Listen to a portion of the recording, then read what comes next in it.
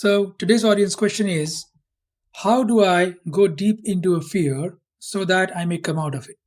How to go deep into a fear so that I may come out of it. Okay. So I'm going to give you a very simple idea about how to deal with the emotion of fear. Okay. We are not going to talk about many specific fears, but when the emotion of fear comes, whether the fear is about how am I going to talk to my manager at work, or whether the fear is about how do I have a difficult conversation with my partner, whether the fear is about what's going to happen to me in a few years because I'm getting old, I'm single, etc. Whatever the fear is, how to deal with the very emotion of fear. Let's talk about that.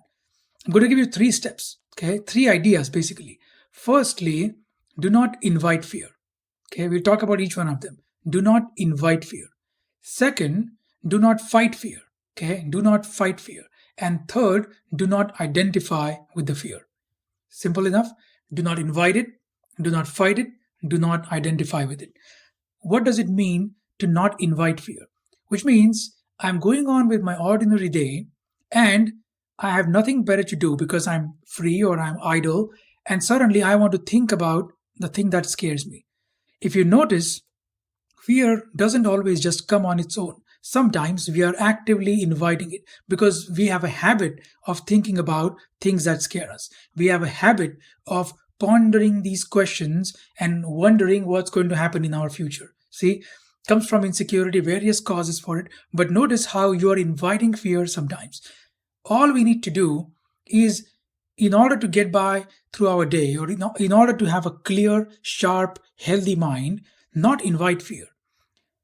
If I don't invite fear, what does that mean? That means right now, what is essential in my life? Essential thing is I keep my head straight, I focus, and I get the task done. If I work in the office, I get my work done.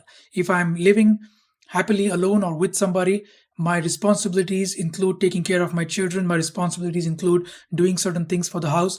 I focus on them mindfully and get those things done. In order to bring myself into the present, I make sure that I'm centered in my senses. I'm centered in my breathing, my listening, my seeing, and my feeling. Once I connect to my senses, I'm in the present moment and I'm flowing with the present moment. No unnecessary thinking, no inviting the demons so that I can fight them, no lifting something up so that I can put it down. It has no sense whatsoever. It is completely meaningless. Brings us to the second thing. Now, what if fear just comes on its own? You did not invite it, but fearful thoughts begin. Now, what to do? Now, you should not fight the fear. If fear comes on its own, do not fight it, because whatever you fight becomes stronger. Whatever you accept becomes weaker. And whatever you surrender to becomes the reason for your transformation. So if fear is already here, don't fight it. Don't grapple with it. Feel the emotion. Let the emotion move through you. And you'll realize not fighting fear brings its own intensity, brings its own sharpness, brings its own focus. I have to be really focused in order to not fall prey to that fear. But at the same time, I'm not going to grapple with it. I'm not going to incessantly create scenarios in my mind which will help me come out and mitigate the fear. See? So saying to yourself, I allow fear to be here. Fear is here. It's okay. I allow fear to be here. And becoming slow, becoming gentle, becoming really mindful of your actions, and using that focus to gently push forward when fear is here.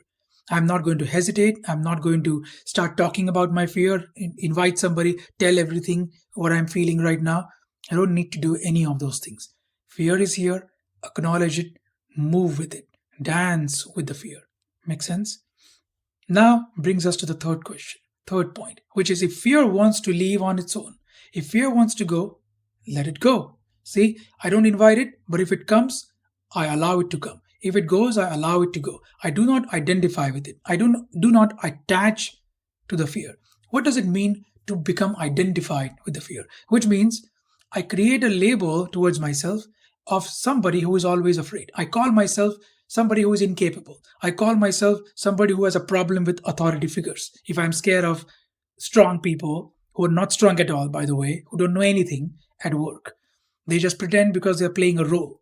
They're managers and they're senior this or senior that, but they are as confused as you are in your life, in their lives.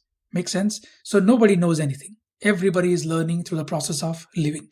So understanding that I don't want to call myself something. I don't want to suddenly become a person who is afraid. I don't want to label myself as somebody who has low confidence, low self esteem, who has low this or low that. I don't label myself anything. In fact, I visualize myself as somebody who has gone beyond all fear. I ask myself, what do I look like? How do I feel had I gone beyond this fear? Who do I become if I am totally fearless? Visualize that. Tell yourself that. Ask yourself those questions. What would it feel like to go beyond fear? Don't give yourself an identity of somebody who is afraid. Don't give yourself an identity of someone who has always had this trauma, who has always had these problems. I am always unlucky. No, no labels. Make sense? So if I don't attach to fear, then I become a friend of fear. Then I can use fear to focus my mind. I can use fear to sharpen my senses, to become a person who can think clearly, who can be on point whenever a challenge arises. Instead of becoming afraid and becoming gripped by fear, I become alert and I say, okay, fear is here. Let's flow with it. Let's work with it. And gently, slowly, precisely, I keep moving forward. I keep marching on. Make sense? So, this is a very preliminary idea, a very basic idea of how to deal with the emotion of fear. There is, of course, a lot that goes into it, understanding, transforming your belief systems, and so on. But that's the answer for today. If you really want to understand fear in depth, consider joining our membership with more details in the description. But in any case, thank you for being here. See you tomorrow.